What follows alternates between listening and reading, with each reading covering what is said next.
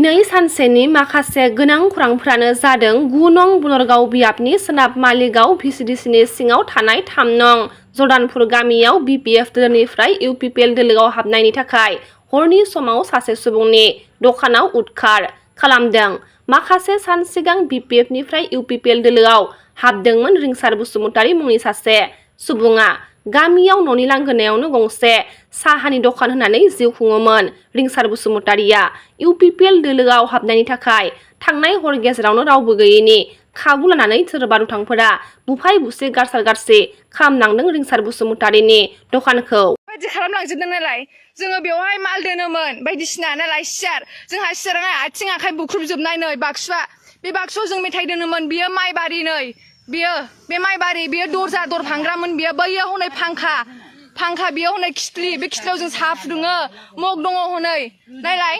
बेबायदि जोङो नै बेबायदि खालामलांजोबदों नायलाय नै साफा नै बे दरखौ फाङोमोन बे नायलाय नै अय नायनो नै बेयाव संख्रि दङमोन नै बिदि खालामलांजोबबाय नायलाय जों मा होनानै जाबावगोन बेबायदि जुदि दखानखौ जुदि बेबायदि खालामलाङोबा एथ' अयनाय खालामोबा गाबोन समफोर माथो दा मोनाफ्राव मानसियानो बेयाव उन्दुनानै थानो हानाय नंला माथो देगारफोरजों सुथेनानै थांनो हानाय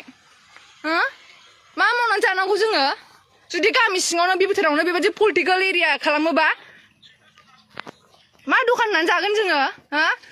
बे आंनि आइ बियो बे दखान होग्रा बे आंनि आइया आथिं थोंनैबो बायजोबनाय आरो बे आंनि बाबा बेयो उदैयाव अन्थाइ दङ जेबो गोरा खामानि मावनानै जानो हाया होमबा जों मा खामानि मावनानै जागोन लोगोफोर मा खामानि मावनानै जागोन बेबायदि पलिटिकेलनि थाखायनो सासे बेक्तिगत साहा दखान होनानै जानायखौ जुदि बेबायदि अयनाय इनागारि दानसि फैजोबोबा जों मा होननानै जागोन देलाय जों मा होननानै जागोन। धोनस्री समष्टि बादागाव ओनसोलनि रायजो राजाफोरा फैबाय थानाय बिटिसि बिसायख'थियाव एपिबि राजखान्थि हान्जानो गावनि बेसेन गोसा भटखौ होगोन होनना खौरां बिजोंनि गेजेरजों फोरमायथिदों। बुंनो थाङोबा गोजाम पार्टिफोरखौ जोंनो नांला आंगायबाय दा गोदान जिथु फैदों एपिपि बे हान्जाखौनो जों माने बोजबना लागोन होननानै गोसो गोरबोजों जों आवगायगासिनो दङ। आसाबादियाथ' जोंनि बे एरियायाव जथेस्थ' दङ सापर्टार खारन जोङो थांनाय बोसोरफोराव जिथु नुबोबाय जिबायदि खोथा बाथ्रा होदोंमोन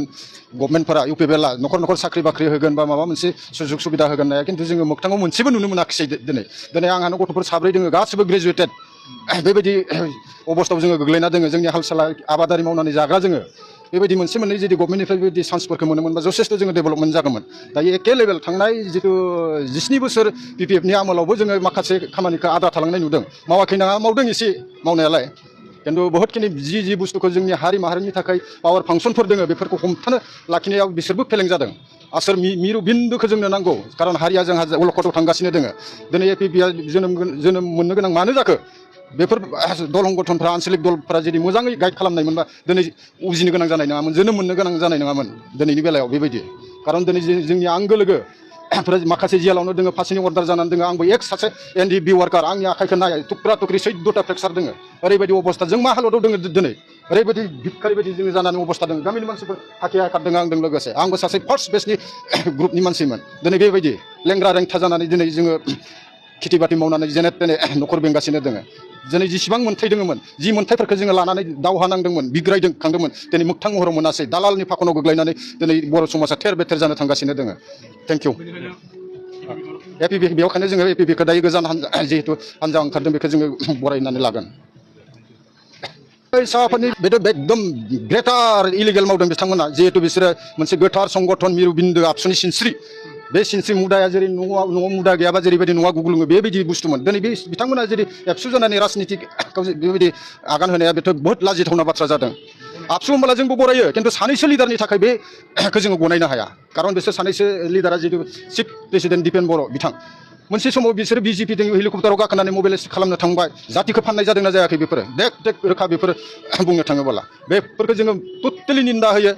बे आबसुआ जेरैबायदि पजिशनाव थानांगोन नन पलिटिकेल पार्टि हिसाबै बर' समाजनि मोजां खामानियाव नोजोर होनांगौ दैदेननांगौ सोरबा माबा मोनसे इलिगेल खामानि मावदों बेफोरखौ बिसोर बुजाय सोमजाय मोजां राहा लामा लानांगौ मोजां लामायाव लाबोनांगौ दिन्थिनांगौ गाइड खालामनांगौ दिनै नुदों फैसानि खिथु खारगासिनो दङ बे बेलायावथ' मा बुंनो गासैबो जोंनि बर' समाज रायजो राजाफ्रा दायो हमदां मोनबाय आबसुनि लिडारफोरखौ आबसुखौ फोसाबनो थाङोबाथ' टटेलि मेन बडिनि मानसिफोरखौ जोङो चेन्ज खालामनांगोन दायो सोलायनांगोन चेन्ज खालामनांगोन होमबानासो बे बुस्थुआ सोलायनायाव फैगोन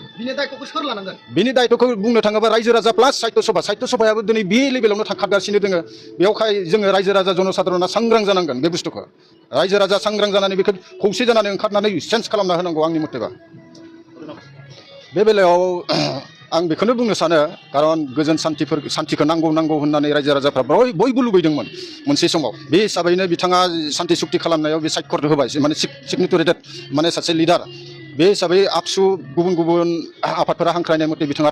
थांनायनि उनाव जितु नुबाय जोङो बेयावहा पलिटिकेल गेम दोङो दालालनि फाव फान्दायनाय जिहेतु बि माथुरा एनडिएफबि आरदों सावरायगासिनो दोङोमोन बारंबार सावरायनानै लास्ट मुभमेन्टआव फैनाय समाव माने बे खोथाखौ गम मोनबाय जे आं डाइरेक्टनो बुंगोन सासे हामायन' माबाबाबो डाइरेक्टनो बुंगोन बे बुस्थुआ आबसुआ अभारटेक खालामदों प्रमद बर'आ डाइरेक्ट पेक खालामनानै गभर्नमेन्टजों बेखौ एग्रिमेन्ट खालामखांनायनि उनावहाय जितु उदां जाजोबगोन होनदोंमोन खिन्थु बे मिसा फैमाल बियो एकदम टटेलि मिसा दिनैसिम बिथाङा बे रन्जन सारखौ दिनैसिम जियालनिफ्राय बे उदां खालामासै कारन बे उदां जायोब्ला गावनि गादिया गोमागोन बे खोथाखौ लानानै बिथांमोना माने जेबो गुरुत्व होआ बेनो आलादा रायजो बड'लेण्ड नांला होनना दिल्लीयाव लिरनानै फैग्रा प्रमद बर' बिथांनो बड'फा उपेन्द्रनाथ ब्रह्म बिथांनि जोनोम जायगा दतमानि रायजो राजाफोरा माबोरै भट होगोन होनना बिक्रम दैमारिया खौरां बिजोंनि गेजेरजों फोरमायथिदों। ओनसोलाव दतमा बियाबाव मानगोनां प्रमद बर' सारा केन्डिडेट जानो समाया होननानैसो आङो बुंदों कारन प्रमद बर' सारा बड'फा उपेन्द्रनाथ ब्रह्मनि आइडिय'लजिखौ फोजोबनानै फैदों दिल्लीयाव बे लेखायासो बुंदों जोंनो सेपारेट स्टेट एन्ड बड'लेण्ड नांला होननानै प्रमद बर' सारा बुंनाय खोथाखौसो आङो फोरमायदों दा आंनो बड'लेण्ड नांगौ होननानै आङो रायजोनि सिगाङाव आं बुङाखै उपेन्द्रनाथ ब्रह्म बिथाङा बुंदोंमोन जे जों बड'लेण्ड मोनाजासिम जों नांलांबाय थागोन जोङो जुजिलांबाय थागोन होनना बुंनाय खोथाखौ मानगोनां प्रमद बर' सारा जोंनो आरो बड'लेण्ड सेपारेट स्टेट नांला बिटिआरखौनो जोंनो नांसिगौ होननानै अरायनि थाखाय सिगनेसार होना फैनाय बेक्तिया बड'फानि ओनसोलाव भट बिनो समाया बड'फा बिथांनि समस्तियाव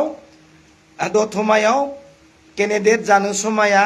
रायजो राजाया बिथांनो भट होनो समाया आइडिय'लजियानो मिलाया होननानैसो आं बुंदों मानोना आइडिय'लजियानो आलादा बड'फा उपेन्द्रनाथ ब्रह्मआ बुंदोंमोन बड'लेण्ड सेपारेट स्टेट मोनाबा जों जिराया जों नांलांबाय थागोन प्रमद बर'आ बुंदों बड'फा उपेन्द्रनाथ ब्रह्म बुंनाय बायदि जोङो बड'लेण्डनि थाखाय नांलांबाय थाला जोंनो बड'लेण्ड सेपारेट स्टेट नांला जोंनो बिटिआरसो नांसिगौ होननानै सिगनेसार होना फैनाय सागान होना फैनाय कपिनि सायावसो आं बुंदों बिनिखायनो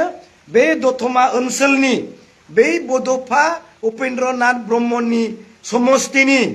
रायजो राजाया मानगोनां प्रमद बर' बिथांनो भट होनो समाया होननानैसो आङो बुंदों बेखौनो सोरबा बेक्तिया 1500नि थाखाय सापर्ट खालामदोंबा बड'फा उपेन्द्रनाथ ब्रह्म बिथांखौ दिनै मुगैनाय जागोन उपेन्द्रनाथ ब्रह्म बिथांनि बिथोनखौ नेवसिगारनाय जागोन होननानैसो आं बुंदों बिटिसि सुक्ति खालामबाय बड'लेण्ड सेपारेट स्टेट नांला होननानै सुक्ति खालामनायमोन नामा बिसि सुक्ति खालामबाय बड'लेण्ड सेपारेट स्टेटखौ नांला होनना सुक्ति खालामनायमोन नामा नाथाय प्रमद बर' बिथाङासो गावनो गोरोन्थि खालामदों जोंनो आरो बड'लेण्ड सेपारेट स्टेट नांला होननानै लिरनानै लाबोनायासो देरसिन गोरोन्थि होननानै बुंदों बेनिखायनो दतमा ओनसोलनि रायजो राजाया मानगोनां प्रमद बर' बिथांनो भट होनायनि सिगां सानग्रो बड'फानि एरियायाव बेबायदि बड'लेण्ड सेपारेट स्टेट नांला होननाय बेक्तिखौ जों बोरै भट होनो हायो बेखौसो सानग्रोनानैसो हो आरो सोरबाया बिनि जागाय जुरदार जुदि नांदोंब्ला 1500 थाखानि थाखाय नांदों होननानै साननानै ला सों फरेस्ट आफादफोरनियाव सों माहारियारि आफादफोरनियाव सों नोंथांमोना बबेनिफ्राय बड'फानि ग्रुपनि ना प्रमद बर' बिथांनि होमबानो स्पष्ट जागोन बड'फानि ग्रुपआ जाहैबाय जों दुलाराय बर' फरायसा आफादा हारिनि थाखाय बड'लेण्ड सेपारेट स्टेटनि थाखाय नांलांबाय थागोन प्रमद बर' बिथांनि ग्रुपआ जाहैबाय जोंनो आरो कुनु दिन बड'लेण्ड सेपारेट स्टेट नांला होननाय ग्रुपनिफ्राय नोंथांमोना सोंनो हागोन।